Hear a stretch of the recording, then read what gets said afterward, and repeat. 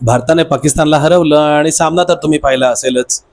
पण आपण सामना पाहिला असो वा नसो, एक भारतीय म्हणून आपल्याला जवळपास 100% लोकांना भारतच जिंकावा असं वाटत होतं.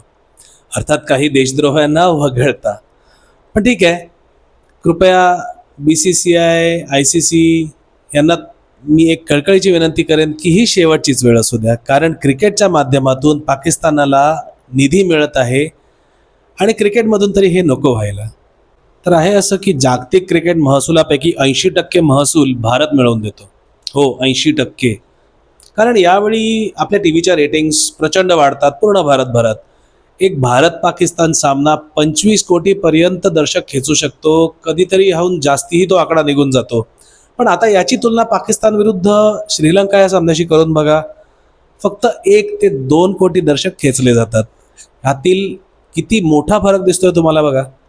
आता यामुळेच मोठे मोठे ॲडव्हर्टायझर्स, ब्रॉडकास्टर्स इंडिया पाकिस्तान कॉन्ट्रॅक्टसाठी 10 पटीने जास्त पैसे देण्यासाठी नेहमीच तयार असतात. आणि मग या सगळ्याची ओव्हरऑल एक मार्केट व्हॅल्यू फिक्स होते, ती खूप ट्रिमेंडसली वाढते पुढे जाऊन.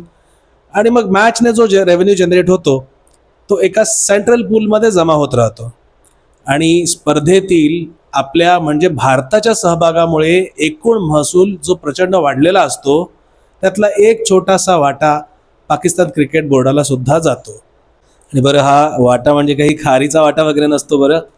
पाकिस्तान क्रिकेट बोर्डाने यावेळेच्या आशिया चषकातून $16 मिलियन म्हणजे जवळपास 140 करोड रुपये कमवले, आणि ते पण फक्त आणि फक्त भारत तिथे असल्यामुळे. लक्षात घ्या की पाकिस्तान क्रिकेट बोर्ड हे ACC आणि ICC कडून मिळणाऱ्या निधीवर मोठ्या प्रमाणावर अवलंबून आहे.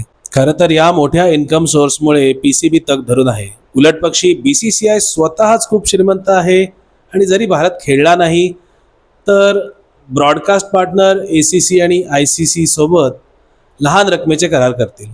याचा थेट परिणाम PCBच्या उत्पन्नावर होणार. आणि हेही सत्य आहे की जर भारताने मागचा आशिया चषक खेळला नसताना तर पाकिस्तान क्रिकेट बोर्डाचे सुमारे $15 मिलियन नुकसान झाले असते.